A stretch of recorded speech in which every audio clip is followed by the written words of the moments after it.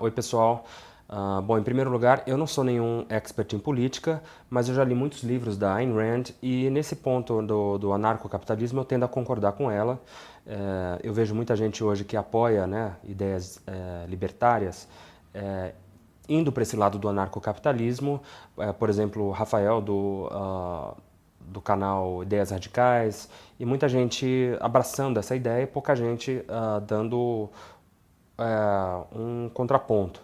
Então eu vou ler aqui algumas passagens do livro dela, do The Virtue of Selfishness, é aquele texto The Nature of Government, e que eu traduzi aqui. Anarquismo, como um conceito político, é uma abstração ingênua e sem base na realidade.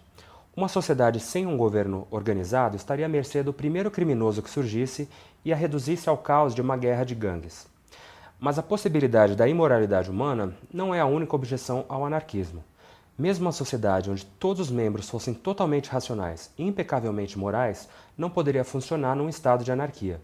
É a necessidade de leis objetivas e de um árbitro para discordâncias honestas que requer o estabelecimento de um governo. Se uma sociedade não fornecesse proteção organizada contra o uso da força, ela obrigaria todo cidadão a andar armado, a transformar sua casa numa fortaleza, a atirar em qualquer estranho que se aproximasse de sua porta, ou se juntar a uma gangue de cidadãos protetores que lutaria com outras gangues formadas pelo mesmo propósito, e, portanto, trazendo a degeneração dessa sociedade e a colocando num estado eterno de guerra entre tribos de selvagens governados pela força bruta. O uso da força, mesmo seu uso retaliatório, não pode ser deixado a cargo dos cidadãos. A coexistência pacífica é impossível se um homem tem que viver sob a constante ameaça de que força física pode ser usada contra ele por qualquer um de seus vizinhos a qualquer momento. Quer as intenções de seus vizinhos sejam boas ou ruins, quer seus julgamentos sejam racionais ou irracionais, quer eles estejam motivados por um senso de justiça ou por ignorância, preconceito e malícia, o uso de força contra um homem não pode ser deixado à decisão arbitrária de outro. Uma variação recente da teoria anarquista, que tem confundido alguns defensores mais jovens da liberdade, é uma coisa absurda chamada de governos concorrentes.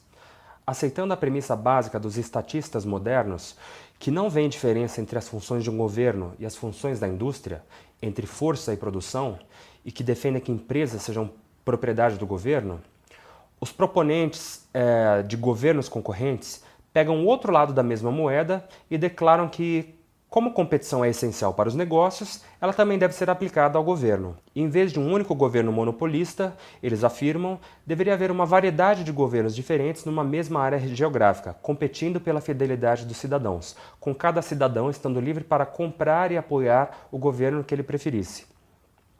Lembre-se que o único serviço que o governo tem a oferecer é o uso da força para limitar as ações dos homens. Pergunte-se o que significaria existir uma competição para limitar forçosamente os homens. Não dá para chamar essa teoria de uma contradição em termos, já que ela não tem compreensão do significado dos termos concorrência e governo. E também não dá para chamá-la de uma abstração flutuante, já que ela não tem nenhum contato ou referência à realidade e não pode ser concretizada, nem de forma aproximada.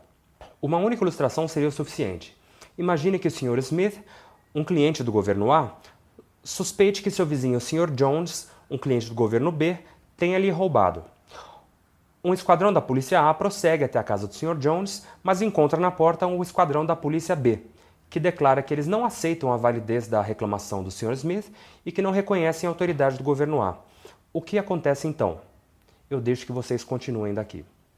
O denominador comum entre esses defensores de governos concorrentes é o desejo de fugir da objetividade, de conceitos e princípios abstratos, para que eles possam agir de acordo com seus impulsos e lidar com pessoas em vez de ideias, com homens de suas próprias gangues unidos pelas mesmas particularidades.